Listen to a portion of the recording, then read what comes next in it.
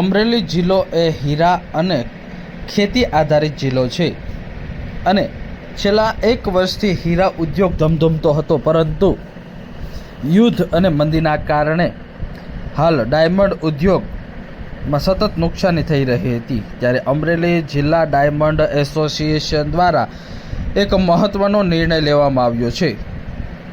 અમરેલી જિલ્લામાં મહારાષ્ટ્ર અને સમગ્ર ગુજરાતના વેપારી ખરીદી કરવા આવશે।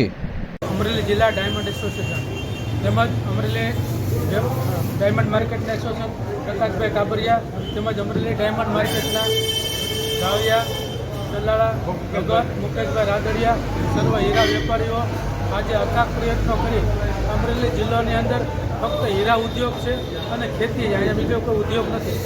ત્યારે સર્વપ્રથમ ગુજરાતની અંદર અમરેલીને હબ બનાવવા જઈ રહ્યા છે ડાયમંડનો।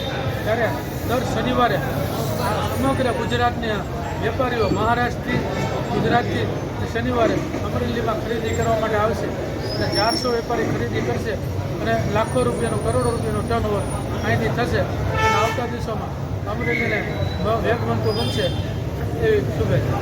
લલિતભાઈ, આમાં તમારું આ હેતુ શું છે આની માટે? દરેક વેપારી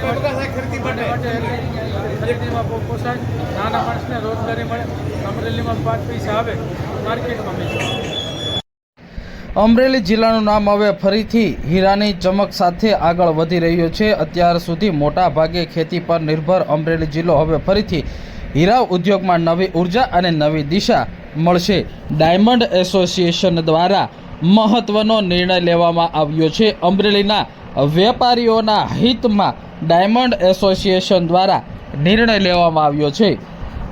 આગામી શનિ રવિથી જ મહારાષ્ટ્ર, સુરત, અમદાવાદ, વડોદરા, રાજકોટ તેમજ અલગ અલગ વિસ્તારમાંથી દર અઠવાડિયે ખાસ કરીને શનિ રવિના દિવસે અમરેલીમાં વેપારીઓ હીરાની ખરીદી કરવા આવશે અને કરોડો રૂપિયાના હીરાનું ખરીદ વેચાણ થશે। આ ડાયમંડ એસોસિએશન અમરેલી દ્વારા આ મહત્વનો નિર્ણય લેવામાં આવ્યો છે, જેથી ફરી પુનઃ અમરેલી જિલ્લાનો હીરાના કારખાના ધમધમવા લાગશે અને હીરામાં તેજીનો માહોલ જોવા મળશે।